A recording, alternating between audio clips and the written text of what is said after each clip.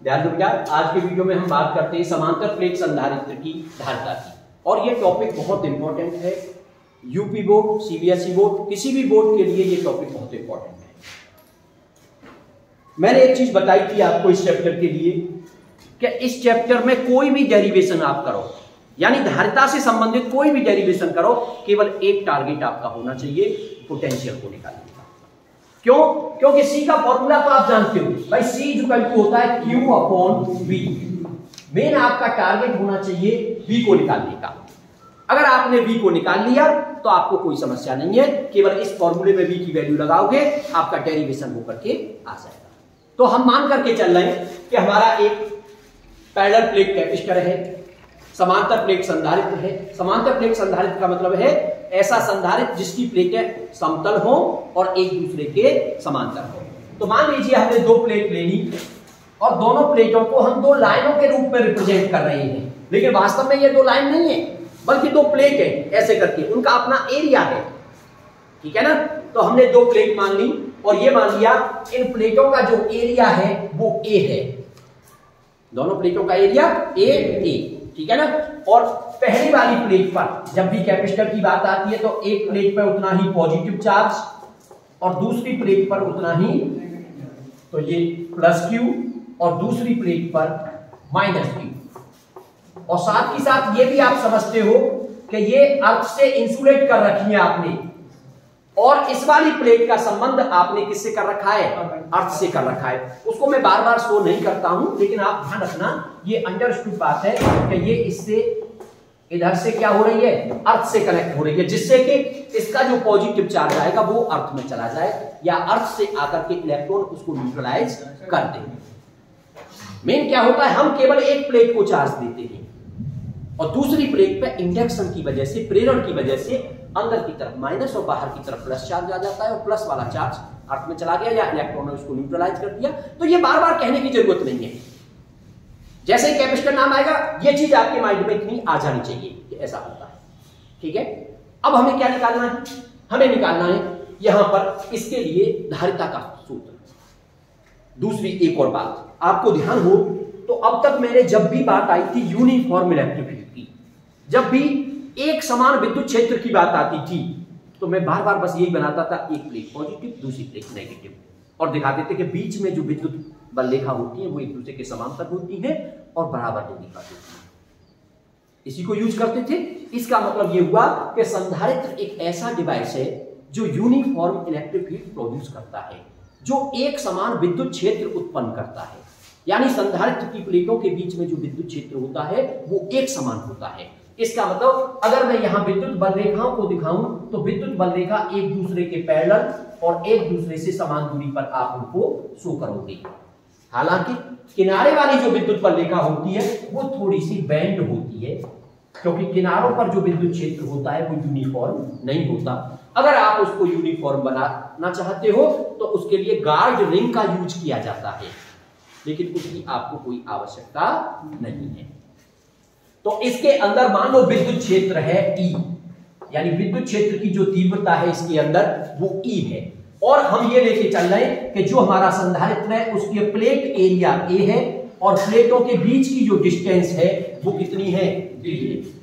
ये शुरू में आप लेके चल रहे हो। शुरू में आप जब टॉपिक लेके चलते हैं तो आप मान लेते हैं, माना कि एक संधारित्र है जिसकी प्लेटों का क्षेत्रफल A और उनकी प्लेटों के बीच की दूरी D है, और प्लेटों के बीच में एक समान विद्युत क्षेत्र है, और उस विद्युत क्षेत्र की वैल्यू की बात आएगी तब आप फिर वहां से शुरू करोगे। E इक्वल टू, अगर मान लीजिए इनका charge plus Q minus Q ले रहे हो और हम यहां इसकी चार्ज डेंसिटी को सिग्मा मान करके चले, तो E इक्वल टू होता है सिग्मा अपॉन एप्सिलॉन नॉट। इसके लिए अगर आपको ध्यान न रहा हो तो थोड़ा सा मैं आपको रिमाइंड कराता हूं। मैंने गॉस थ्योरम वाले चैप्टर में ऐसे करके दो प्लेटें ली थी और दोनों प्लेटों पे चार्ज शो किए थे। मान लो अब मैं उस चार्ज को एक पर तो दिखा रहा हूं पॉजिटिव, दूसरे पे दिखा रहा हूं नेगेटिव। इसकी चार्ज डेंसिटी प्लस की सिग्मा, इसकी माइनस की सिग्मा, और फिर मैंने वहां 3 पॉइंट दिखाए थे। एक पॉइंट के यहां निकालो विद्युत क्षेत्र कितना आएगा, यहां निकालो विद्युत क्षेत्र कितना आएगा, यहां निकालो विद्युत क्षेत्र कितना आएगा। तो किसी एक पतली परत के कारण विद्युत क्षेत्र का जो फॉर्मूला होता था, मान लो इस परत के कारण कहीं विद्युत क्षेत्र निकालते हैं तो ई का फॉर्मूला आता था सिग्मा अपॉन 2 एप्सिलॉन नॉट। ये होता है एक पतली परत के कारण।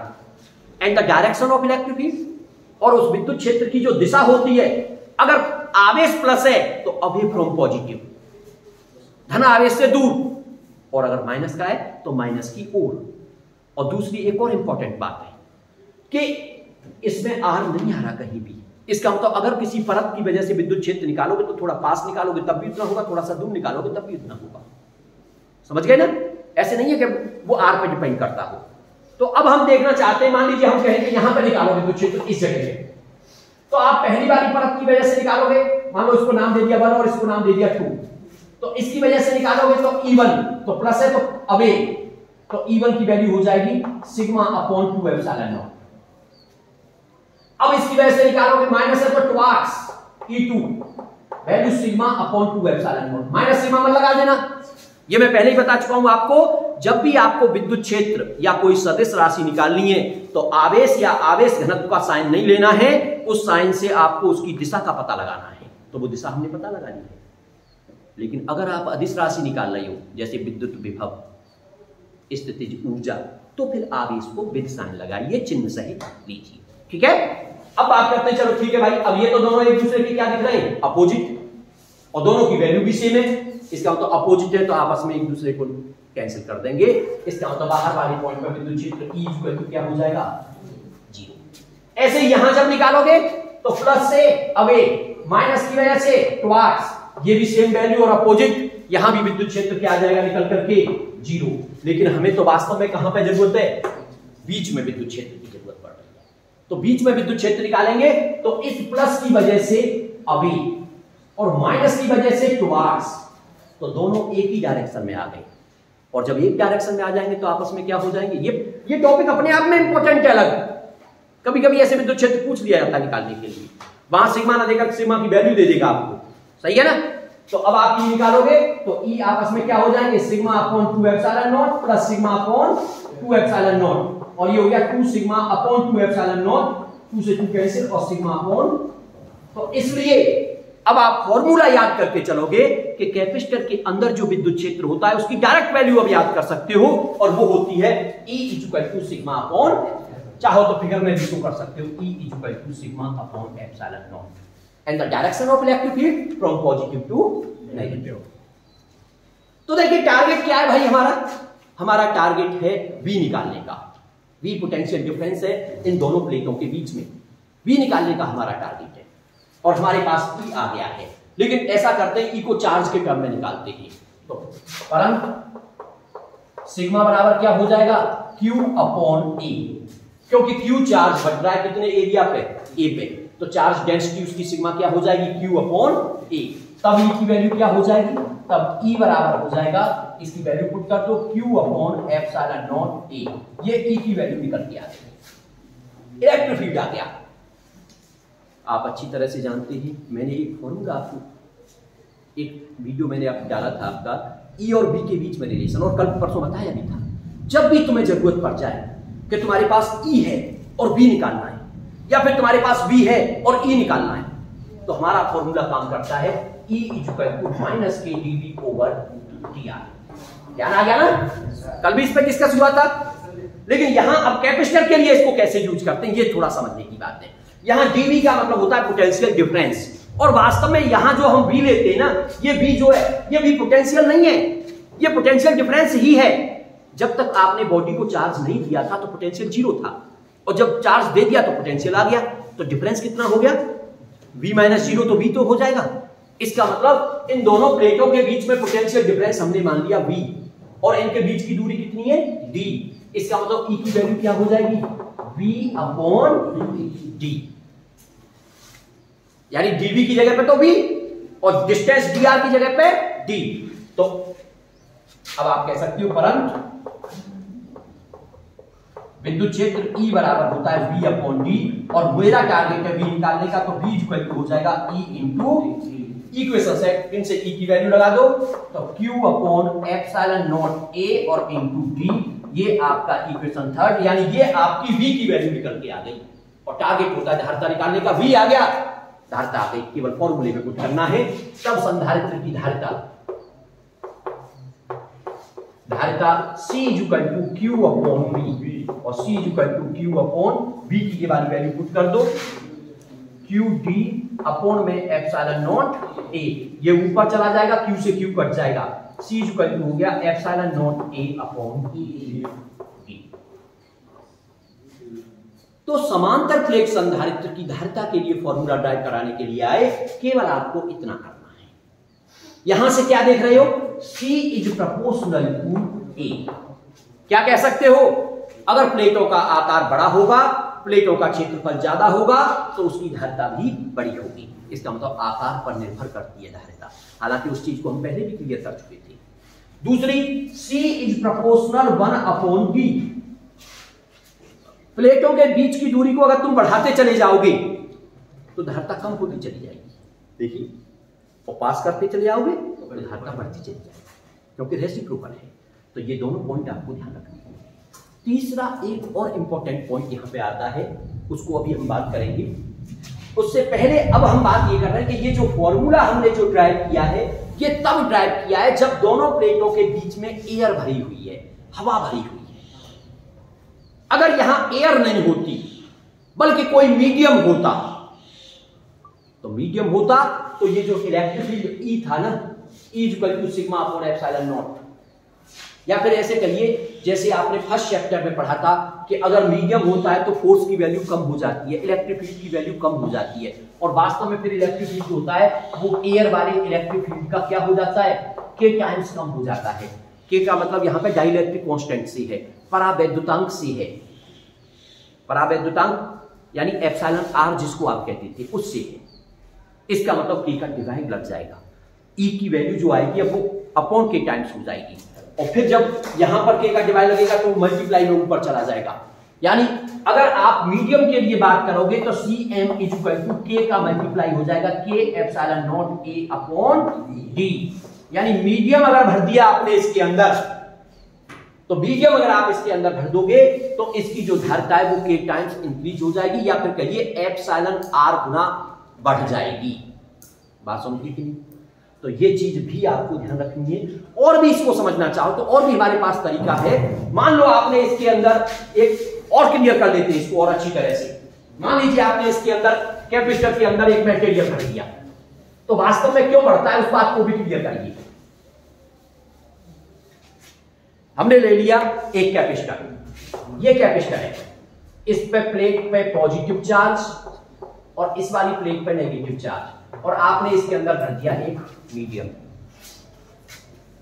डाइलेक्ट्रिक मीडियम जो होता है, परावैद्युत जो पदार्थ होता है, वैसे तो वो इंसुलेटर होता है, वैसे तो वो एक तरह से अचालक की तरह काम करता है, लेकिन बस अंतर इतना है कि जब उसे किसी बाहरी विद्युत क्षेत्र में रखते हैं तो वो इलेक्ट्रिक इफेक्ट को शो करने लगता है, यानी उसके किनारों पे आवेश प्रदर्शित होने लगते हैं। क्यों होने लगते हैं इस बात को भी तुम समझ सकते हो, क्योंकि कोई भी पदार्थ होता है वो एटमों से मिलकर बना होता है, आप इस बात को अच्छी तरह जानते हैं। और एटमों के अंदर क्या होता है, पॉजिटिव चार्ज भी होता है एक एटम के अंदर, और उतना ही क्या होता है, नेगेटिव चार्ज होता है। इसका मतलब उसके पॉजिटिव चार्ज और नेगेटिव चार्ज के सेंटर होते हैं अलग अलग, लेकिन जब उनको रखा जाएगा तो क्या होगा, प्लस वाली प्लेट की तरफ तो नेगेटिव चार्ज का सेंटर अट्रैक्ट हो जाएगा, तो उसके इस किनारे पे नेगेटिव चार्ज आ जाता है, और इस वाले किनारे पर माइनस वाले की तरफ पॉजिटिव चार्ज आ जाता है। हालांकि रहेगा वो पॉजिटिव माइनस, सब भाई इसमें प्लस इधर हो गया तो लेकिन माइनस इधर है, इसका माइनस इधर है तो इसका प्लस इधर है। लेकिन किनारों किनारों पे अगर हम देखें तो क्या देखते हैं कि किनारों पे चार्ज आ गई है, तो इस किनारे पे चार्ज आ गया कैसा, माइनस का, इस किनारे पे प्लस का, जबकि बाहरी विद्युत क्षेत्र की डायरेक्शन कैसी है, प्लस से माइनस, और अंदर और एक विद्युत क्षेत्र उत्पन्न हो गया और उसकी डायरेक्शन हो गई उसके अपोजिट। तो वास्तव में इलेक्ट्रिक फील्ड की वैल्यू जो बाहर वाला था वो क्या हो गई, कम हो गई। अब V निकालोगे और V इक्वल टू होता है E इंटू D। अब ये भी आपने देखा यहां से V equal to E into D, और अब आपका E क्या हो गया, कम, और E कम हो गया तो V क्या हो जाएगा, कम, और V कम हो गया तो C equal to Q upon V से V अगर कम हो गया तो C क्या हो जाएगा, बढ़ जाएगा। बात समझ में आ गई कि नहीं? तो ये चीज आपको ध्यान रखनी है कि अगर हम किसी कैपेसिटर के अंदर कोई मीडियम भर देते हैं तो उसकी जो कैपेसिटी होती है, उसकी जो धारिता होती है वो K टाइम्स बढ़ जाती है, एप्सिलॉन R गुना बढ़ जाती है। अब K टाइम्स ही क्यों बढ़ी इसको भी समझ लो। एक्चुअल में जब कोई मीडियम भर देते हैं तो उसके अंदर जो इलेक्ट्रिक फील्ड है ना वो हो जाता है E/K। यानी ये जो V = E, अब आप कह रहे हो E कम हो गया, तो वास्तव में E क्या हो गया है? E/K। अब E/K हो गया, अब V की वैल्यू आप E/K इंटू D करके लगाओगे तो अपॉन में जब K आएगा, क्योंकि आप C जब निकालते हो तो C = क्या है? Q/V। अब V तो K कहां जाएगा फिर? ऊपर, इसलिए K टाइम्स इंक्रीज हो जाती है। क्लियर? तो एक हमें इसका ध्यान रखना है, इंपॉर्टेंट टॉपिक है, इसलिए इसको समझ के चलना है। दूसरी एक बात और करते हैं, जो कैपेसिटर का नोटेशन होता है, कैपेसिटर को किस चीज से रिप्रेजेंट करते हैं। कैपेसिटर के लिए जब भी सर्किट डायग्राम वगैरह में यूज करना है तो केवल 2 डंडे इस तरह से आप लगा दिया करोगे। ये कैपेसिटर का सर्किट में यूज करने के लिए नोटेशन है। फिर आप उसको प्लस या माइनस दिखाने की आपको कोई आवश्यकता नहीं है। कुछ बुक ऐसी भी हैं जिनमें थोड़ा सा इसको तिरछा करके ऐसे करके भी लिखा गया है, लेकिन उससे कोई फर्क नहीं पड़ता, ऐसे भी तब भी वो कैपेसिटर ही है। लेकिन अगर ऐसे करके और उसमें एक एरो का साइन लगा दिया है तो उसका मतलब है वेरिएबल कैपेसिटर, यानी उसकी जो कैपेसिटेंस होती है वो वेरी करती रहती है, चेंज होती रहती है। दूसरी बात आती है कैपेसिटरों के यूज की, कि भाई आप इन संधारित्रों का यूज कहां करते हो। तो देखिए, जितने भी ऑसिलेटिंग सर्किट्स होते हैं, दोलित्र परिपथ, ऑसिलेटर का यूज आगे चल के आप पढ़ोगे, खैर वहां पर उसको डीपली डिस्कस करेंगे। तो जितने भी दोलित्र परिपथ होते हैं उनमें कैपेसिटर का यूज होता है। ट्यूनिंग में, रेडियो ट्यूनिंग में इसका यूज होता है। रेडियो ट्यूनिंग का मतलब होता है, आपने देखा होगा जब रेडियो चलाते हैं तो उस पर उसके स्टेशन बदलने के लिए एक वो होता है, घेरा सा लगा होता है, और आप जब उसको चेंज करते हो थोड़ा सा, तो अभी पकड़ रहा था मथुरा वृंदावन तो फिर आगरा पकड़ने लग गया, फिर कोई दूसरा पकड़ने, तो वास्तव में वहां कौन काम कर रहा है? वहां कैपेसिटर काम कर रहा है।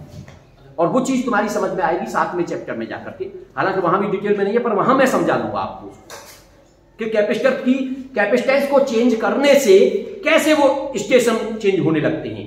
एक्चुअल में ये इनकी एक अपनी पर्टिकुलर फ्रीक्वेंसी होती है, उस फ्रीक्वेंसी को चेंज करते जाते हैं, और जिस फ्रीक्वेंसी का वो सिग्नल मिलता है वहां पर जाकर के वो मिल जाता है, तो वो रेजोनेंस हो जाता है, ठीक है ना। लेकिन वो बात आपके तभी समझ में आएंगे जब आप उस टॉपिक को पढ़ोगे। तो ऑसिलेटर सर्किट्स में कैपेसिटर का यूज कर सकते हो। कैपेसिटर का यूज आप इसमें कर सकते हो, रेडियो ट्यूनिंग में कर सकते हो।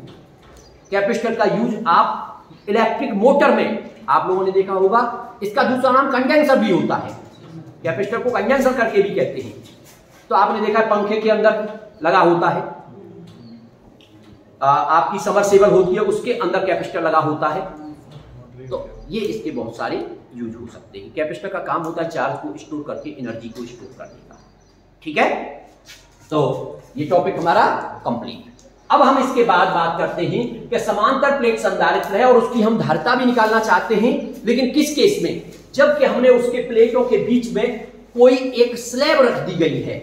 अब वो स्लैब का जरूरी नहीं है कि वो स्लैब पूरे में रखी गई हो जैसे कि यहां रख रहे थे हम, बल्कि कम थिकनेस की स्लैब रख दी है। तो उसके लिए डेरिवेशन कैसे करेंगे, उस पॉइंट को थोड़ा सा समझिए।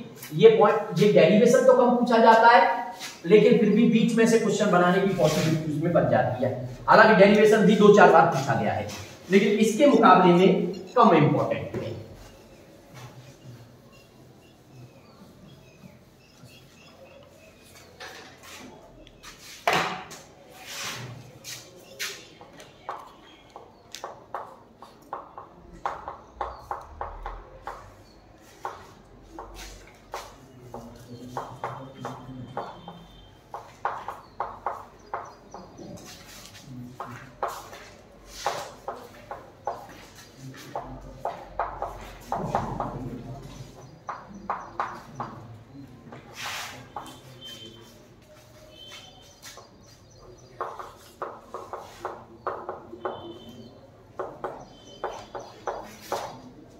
यानी आप निकालना चाहते हो समांतर प्लेट संधारित्र की धारिता, जबकि उसकी प्लेटों के मध्य में की मोटाई और के परावैद्युतांक की एक पट्टिका रख दी गई है, एक पट्टी रख दी गई है, तब निकालना चाहते हो, ठीक है।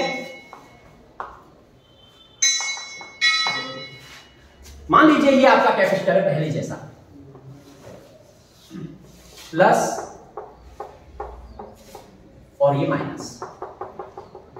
अब आपने इसके बीच में एक पट्टी रखी और इस पट्टी का डाइलेक्ट्रिक कांस्टेंट है K और इसकी थिकनेस है T, जबकि प्लेटों के बीच की दूरी थी D और प्लेटों का एरिया था A और प्लेटों पे जो चार्ज था वो +Q और इस पे -Q।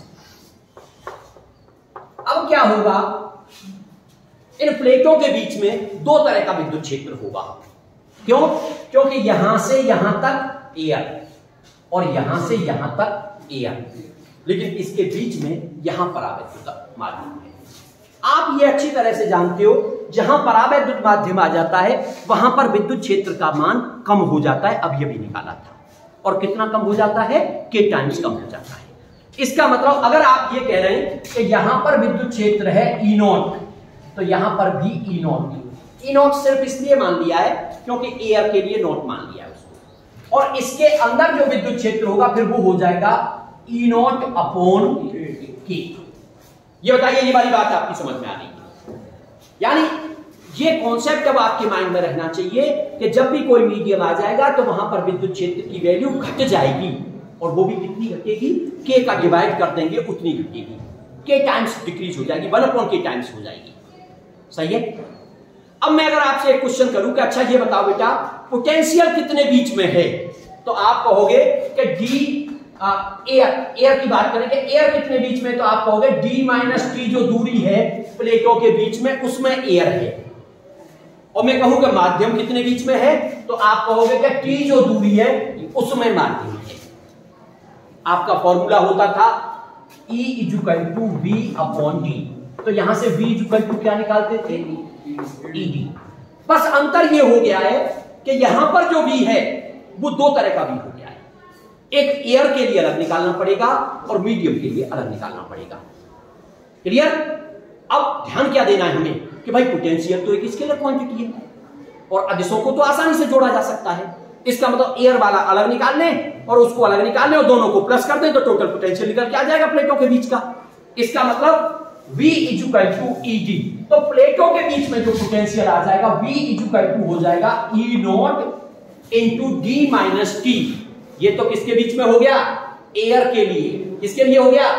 एयर के लिए। Plus E0 upon K × T, ये किसके लिए हो गया? माध्यम के लिए। बात समझ आ रही है कि नहीं? भाई हमारा टारगेट इस चैप्टर के अंदर हमारा एक ही टारगेट है V निकालने का, और V का फॉर्मूला हम समझे V = ED। हम उसी पिछले वाले डेरिवेशन से आगे बढ़ रहे हैं, तो V = ED। लेकिन यहां जो V निकालने की बात आ रही है, V = एयर के लिए अलग निकाल दिया, प्लस करके मीडियम के लिए निकाल दिया। क्या कॉमन दिख रहा है तुम्हें? E0 क्या बचा? D-T + T/K, ये भी निकल के आ गया। अब अगर मैं E0 की बात करूं, ये इक्वेशन मान लो फर्स्ट। नाउ E0 की बात करें तो E0 कितना है? σ/ε0, और सिग्मा की बात करें तो सिग्मा क्या होता है? Q/A। ये हो गया Q/ε0A। ये E0 की वैल्यू आ गई इक्वेशन सेकंड। E0 की वैल्यू उठा के यहां पुट कर दो, तब V = Q/ε0A और D-T + T/K। क्या करेंगे? V की वैल्यू, तब C = Q/V और C = Q/V की वैल्यू ये वाली उठा करके पुट कर देंगे। तो Q/, ये Q है, D-T + T/K और ε0A ऊपर Q से Q कैंसिल, तो C की वैल्यू सॉल्व होकर के आ गई ε0A अपॉन D-T + T/K। ये फॉर्मूला ये इस पर न्यूमेरिकल आ जाता है कभी कभी, फॉर्मूले को याद रखना पड़ेगा आपको। C = ε0A upon D-T + T/K कब है? जब प्लेटों के बीच में कोई T थिकनेस की स्लैब रखते हैं तब। ठीक है? अब मैं इस पे कुछ कंडीशंस की बात करता हूं कि भाई स्लैब अगर ऐसी हो तो क्या होगा, स्लैब अगर ऐसी हो तो क्या होगा, उसकी बात करते हैं। कंडीशन फर्स्ट, सबसे पहले मैं ये कह रहा हूं कि मैंने जो स्लैब रखी है वो दोनों प्लेटों के बीच में पूरी तरह से भर दिया, कंप्लीटली फिल्ड। कंप्लीटली फिल्ड का मतलब हो गया D = T। बताओ बात समझ में आ रही है कि नहीं? यानी आप ये लेके चल रहे हैं कि स्लैब की जो थिकनेस है वो टी नहीं है बल्कि वो डी है, डी के बराबर है। तो पहले केस में आपने मान लिया यदि टी बराबर डी पूरे में भर दिया है, तो पूरे में भर दोगे तो भाई लगाओ फॉर्मूला, तब सी क्या हो जाएगा एप्सिलॉन नॉट ए अपॉन, अब डी माइनस डी हो जाएगा टी की जगह पे, और प्लस डी अपॉन के, इससे ये कट गया, के ऊपर चला गया, सी इक्वल टू हो गया के epsilon not a upon D. बताइए अभी अभी जो हम बात कर रहे थे कि उसमें हमने प्लेटों के बीच में अगर एक मीडियम भर दिया था तो कितने टाइम्स हो गई थी उसकी, के टाइम्स। तो यहां से भी क्लियर हो रही है वो बात। दूसरा पॉइंट, आप अच्छी तरह जानते हो किसी भी कंडक्टर के लिए के की वैल्यू क्या होती है, इनफाइनाइट। ये ध्यान रखना, पहले चैप्टर में ही बता करके चला था मैं।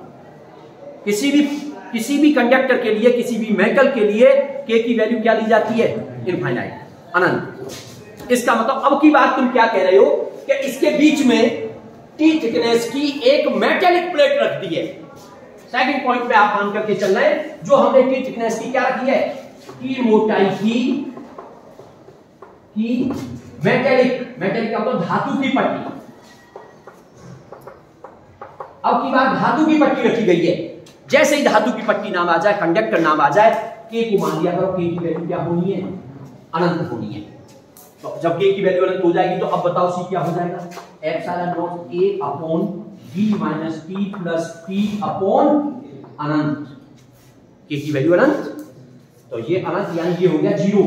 तो फॉर्मूला आ गया epsilon not a upon d minus T.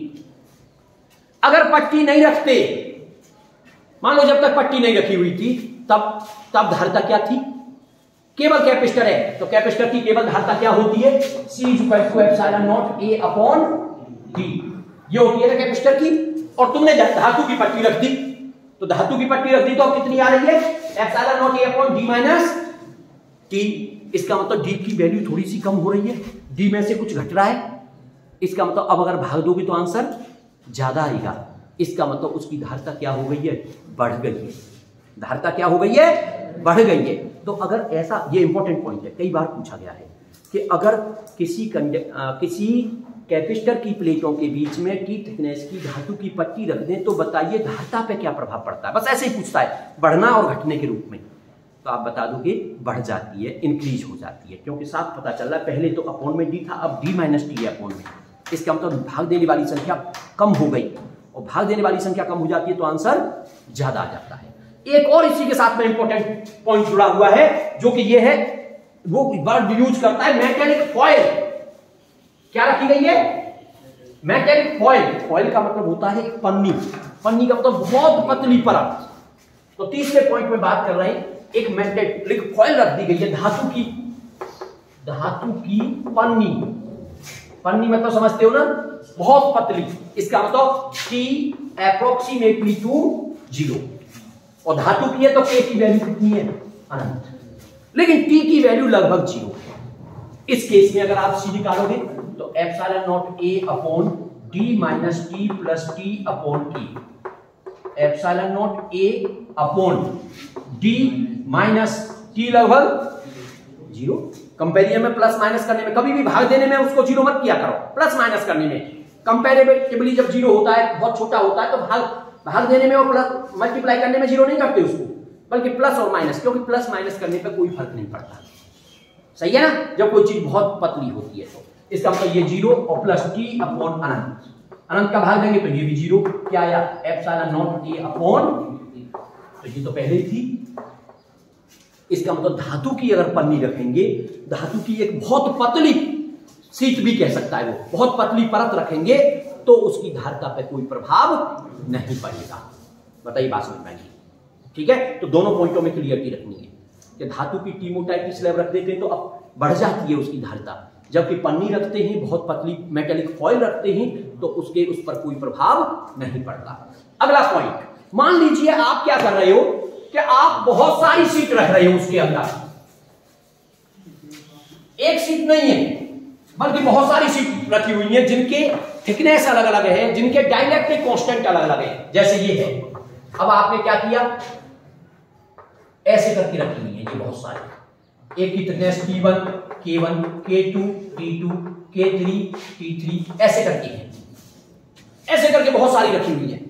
तो T की वैल्यू टोटल कितनी हो जाएगी? T की वैल्यू हो जाएगी T1 plus T2 plus T3, और भी अगर ज्यादा है तो डॉट डॉट डॉट। सही है। तो अब उसकी धारिता C बराबर क्या हो जाएगा? Epsilon naught A upon T minus क्या आता है T, लेकिन T की जगह पे T नहीं है बल्कि बहुत सारी है, तो क्या है T1 plus T2 plus T3 plus dot dot dot जितनी भी है। सही है। Plus T1 upon K1 plus T2 upon K2 plus T3 upon K3 और plus dot dot dot dot. बात समझ में आ गई कि नहीं? हालांकि बहुत ज्यादा का अगर न्यूमेरिकल नहीं आएगा तो 2, 3, 4 प्लेट तक का आ सकता है, तो आप फिर उससे इस तरीके से सॉल्व कर सकते हो। बताओ क्लियर हुआ कि नहीं? लेकिन अब उसने अगर ऐसा कह दिया कि ये जो स्लैब रखी गई है अलग अलग, वो पूरे एरिया में कवर कर दी गई है, ऐसे करके कह दी। चौथे पॉइंट में मान लीजिए वो ऐसे कह रहा है कि ये जो स्लैब रखी गई है वो पूरे एरिया को कवर कर रही है। पूरे एरिया को कवर करने का मतलब है ये T1 plus T2 plus T3 बराबर किसके हो गया है? G के। तो उस केस में क्या होगा? ये वाला फैक्टर इससे कट जाएगा, तो उस केस में C इक्वल टू हो जाएगा एप्सिलॉन नॉट A अपॉन और T1 upon K1 plus T2 upon K2 plus T3 upon K3 और प्लस जो जितनी भी है उस तरीके से। अब बताइए बात आपकी समझ में आएगी। तो इस तरह से आप एक समांतर प्लेट संधारित्र की धारिता निकाल सकते हो।